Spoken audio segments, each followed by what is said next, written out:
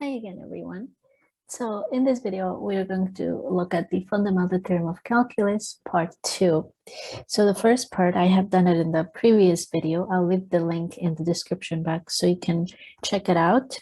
So the part 2 of this theorem tells us that if we have a continuous function, we're denoting that as a little f on a closed interval ab, and the big f of x, which is the antiderivative of the little f of x on that interval, then the definite integral from a to b of the little f of x is the antiderivative of that f evaluated at the endpoints. So first you do the upper limit at the antiderivative minus the lower limit at the antiderivative. So this is the second part of the Fundamental Theorem of Calculus. Let me show you how to use this by using examples. Suppose this is our first example. We want to find the antiderivative of this function and then plug in the upper limit of the integration. So that is this one right here. That's the upper limit of integration. And this one right here is the lower limit of integration. So we're going to look for the antiderivative of this function, and then we'll evaluate it at the upper limit and lower limit. So if you remember that antiderivative, it's the function. When you take its derivative, you get that little f of x. So I'm going to rewrite this another way. So this is the integral from 0 to 1 of 1 over x plus 1 dx. Now, if you recall, let's say if you take the derivative of, say, ln of x, you get 1 over x, which means if I take the antiderivative of 1 over x, I get ln of x.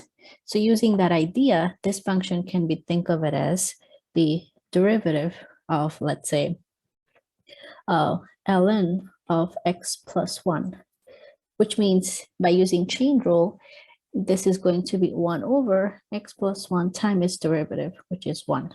And that's what we have here. If I take the antiderivative of this function, I should get back ln of x plus 1, because when I take its derivative, I get 1 over x plus 1. So therefore, by that argument, I'm going to say this is equal to ln of absolute value of x plus 1.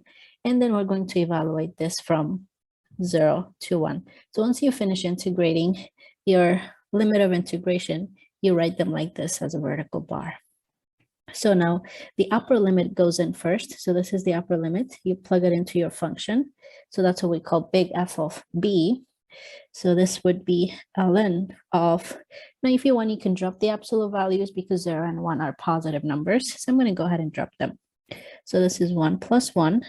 And then minus, now we plug in the lower limit. So this is ln of 0 plus 1. So this is your kind of like the big F of b, and then this is your big F of a. That's what the theorem tells us to do. We subtract the upper limit minus the lower limit. So this is equal to, now ln of 1 plus 1, well, that's simply ln of 2, and then the second one is ln of 1.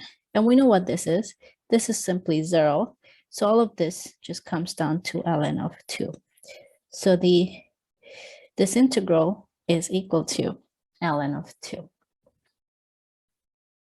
Let's go ahead and try this example. So we're going to find the antiderivative or integrate this function, and then we'll evaluate it at the upper limit minus the lower limit. So that's the idea with this theorem.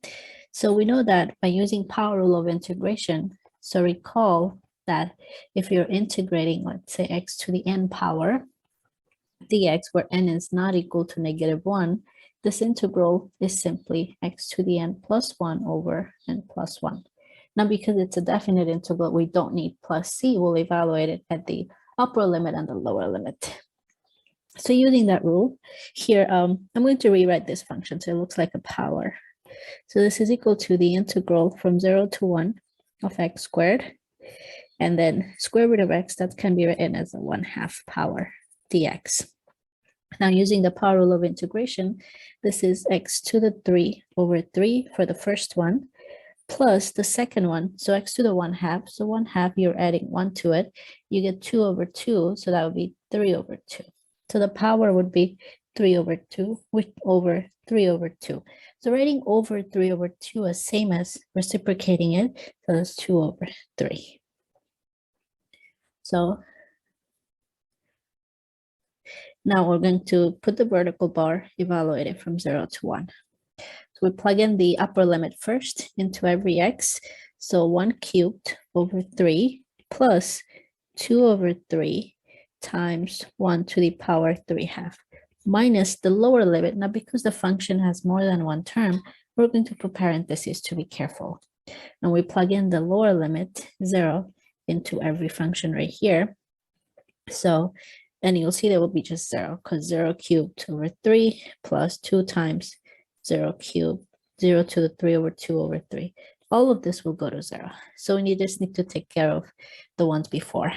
This is equal to 1 cubed over 3, that's 1/3, plus 1 to the 3/2, that's just 1. So this is 2/3, which will give us simply 2 plus 1. They already have common denominator. 3 over 3 are simply 1. Here is the last example we'll be working out. Now this one is a trig function, so you do need to memorize some identities and some of the derivatives and antiderivatives of trig functions. So before I integrate this, I want to recall an identity. So remember that tangent square x plus 1 is equal to secant square x. So let's hold on to that. Now here you're asking yourself what function, when you take the derivative, you get tangent square x. Well, none of them, right? So if you don't recall, that means none of them really works. We need to rewrite this using identity. So I can use this identity and solve for tangent square x. So we know we can subtract 1 from both sides. Tangent square x is equal to secant square x minus 1. So that's what we're going to plug in right here, because we know how to take their antiderivatives. So this integral is equivalent to 0 to pi over 4 of secant square x minus 1 dx. And now you can start recalling your derivatives. So we know that if we take the derivative of tangent x, that will give us secant square x, which means if you take the antiderivative here, you get back tangent x. So that's why I needed to rewrite in terms of secant function instead of tangent. So we know that this integral, so the antiderivative of secant square is tangent of x, and antiderivative of 1, well, that would just be x.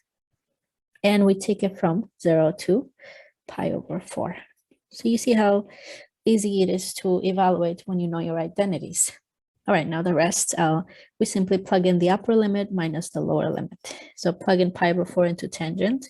So this is tangent of pi over 4 minus pi over 4 minus the lower limit, again, put parentheses, tangent of 0 minus 0. Now, tangent of pi over 4, recall that from pre-calculus, that is actually equal to 1. And then we have minus pi over 4, that's just a number. Tangent of 0 is also 0, and 0, of course, that's 0. So all of that disappears. So it's just 1 minus pi over 4. And if you put them in common denominators, this is 4 minus pi over 4.